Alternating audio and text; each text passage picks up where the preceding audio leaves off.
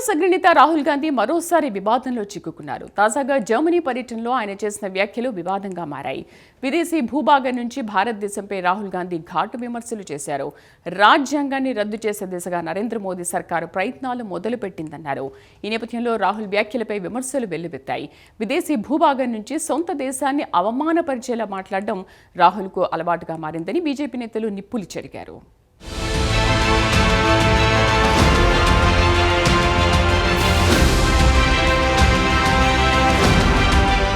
రాహుల్ గాంధీ మరోసారి వివాదాలకు కేంద్ర బిందువుగా మారారు. ఇటీవల ఆయన జర్మనీ వెళ్లారు. బెర్లిన్లో ఒక కార్యక్రమంలో మాట్లాడుతూ ప్రధాని నరేంద్ర మోదీ నాయకత్వంలోని భారత ప్రభుత్వంపై రాహుల్ నిప్పులు చెరిగారు. భారత రాజ్యాంగాన్ని రద్దు చేసే దిశగా నరేంద్ర మోదీ ప్రభుత్వం అడుగులు వేస్తోందని ఆయన మండిపడ్డారు. ఈ సందర్భంగా ఎన్ఫోర్స్మెంట్లను పావులుగా ఉపయోగించుకుని ఓట్ల చోరీకి భారత ప్రభుత్వం పాల్పడుతోందని రాహుల్ నిప్పులు చెరిగారు. అంతేకాదు, ప్రభుత్వ చర్యలను ప్రశ్నించే ప్రతిపక్ష నాయకులపై ఎడాపెడా ఎఫ్ఐఆర్లు నమోదు చేసే కేంద్ర దర్యాప్తు సంస్థలు బీజేపీ నేతలు ఎన్ని దుర్మార్గాలు చేసినా మౌనం వహిస్తున్నాయని ఆరోపించారు. అనేక రాష్ట్రాల్లో ఓట్ చోరీ ఉపయోగించుకుని బీజేపీ అధికారంలోకి వచ్చిందని, తాను రుజువులతో సహా నిరూపించిన కేంద్ర దర్యాప్తు సంస్థలు ఎటువంటి చర్యలు తీసుకోవడం లేదని ఆయన మండిపడ్డారు.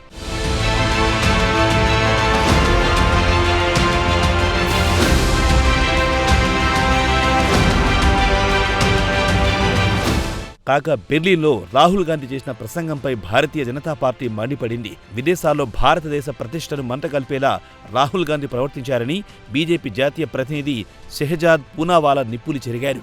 విదేశాలకు వెళ్లినప్పుడు భారతదేశ ఔన్నత్యాన్ని దెబ్బతీసేలా ప్రవర్తించడం రాహుల్ గాంధీకి అలవాటుగా మారిందని షెహజాద్ పూనావాలా మండిపడ్డారు. కాగా రాహుల్ గాంధీ బెర్లిన్ ప్రసంగంపై బీజేపీ సీనియర్ నేత శోభా కరంద్లాజే కూడా నిప్పులు చెరిగారు. భారత వ్యతిరేక శక్తులతో రాహుల్ గాంధీ చేతులు కలుపుతున్నారని ఆమె ఘాటు ఆరోపణలు చేశారు. రాహుల్ భారతదేశానికి ప్రతిపక్ష నాయకుడు కాదన్నారామె. రాహుల్ దేశ వ్యతిరేక నాయకుడని ఆమె ఆరోపించారు. భారతదేశంలో ఒక జాతీయ పార్టీకి అగ్ర నాయకుడిగా ఉన్నప్పటికీ రాహుల్ గాంధీ ప్రవర్తనలో హుందాతనం లోపించిందని శోభా కరంద్లాజే వ్యాఖ్యానించారు. ఇదిలా ఉంటే కొన్ని నెలల కిందట కొలంబియాలోని ఓ విశ్వవిద్యాలయంలో విద్యార్థులను ఉద్దేశించి రాహుల్ మాట్లాడారు. ఈ సందర్భంగా భారతదేశంపై ఘాటు విమర్శలు చేశారు. భారతదేశంలోని ప్రజాస్వామ్య వ్యవస్థ గురించి అందరూ గొప్పగా చెప్పుకుంటున్నారని ఆయన వెల్లడించారు. అంతేకాదు, భిన్నత్వంలో ఏకత్వానికి భారత్ ఖ్యాతిగాంచిందన్నారు. భారత్లో అనేక మతాలు, సాంప్రదాయాలు, ఆచార వ్యవహారాలున్నాయన్నారు. అయితే దురదృష్టవశాత్తు గత దశాబ్దం కాలంగా భారతదేశ ప్రజాస్వామ్యం ప్రమాదంలో పడిందని ఆయన పేర్కొన్నారు. రాహుల్ గాంధీ ఇలా విదేశీ పర్యటనకు వెళ్లినప్పుడు భారతదేశాన్ని ఉద్దేశించి తీవ్ర విమర్శలు చేయడం ఇదే తొలిసారి కాదు. గతంలో అమెరికా పర్యటనకు వెళ్లినప్పుడు కూడా ఆయన ఇలాగే ఆరోపణలు చేశారు. కిందటేడాది కాంగ్రెస్ అగ్రనేత రాహుల్ గాంధీ అమెరికా వెళ్లారు. కాగా అమెరికా పర్యటనలో భాగంగా వర్జీనియా ప్రాంతాన్ని సందర్శించారు. ఈ నేపథ్యంలో వర్జీనియాలో భారతీయ సంతతికి చెందిన అనేక మంది ఒక ప్రత్యేక కార్యక్రమం ఏర్పాటు చేశారు. ఈ కార్యక్రమానికి ప్రత్యేక అతిథిగా రాహుల్ గాంధీని ఆహ్వానించారు.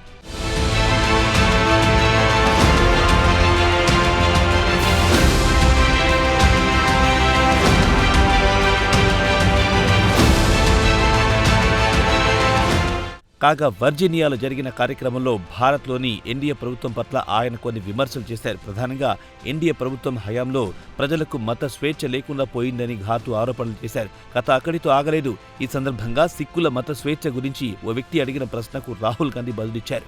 కేంద్రంలో ఎన్డీఏ సర్కారు వచ్చాక సిక్కులు కూడా మత స్వేచ్ఛను కోల్పోయారని రాహుల్ ఘాటు ఆరోపణలు చేశారు. అంతేకాదు, సిక్కు సామాజిక వర్గానికి ప్రతీకలుగా నిలిచే తలపాగాలు, అలాగే కృపాణాలు కూడా సదరు కమ్యూనిటీ వారు ధరించలేకపోతున్నారంటూ ఆయన ఆవేదన వ్యక్తం చేశారు.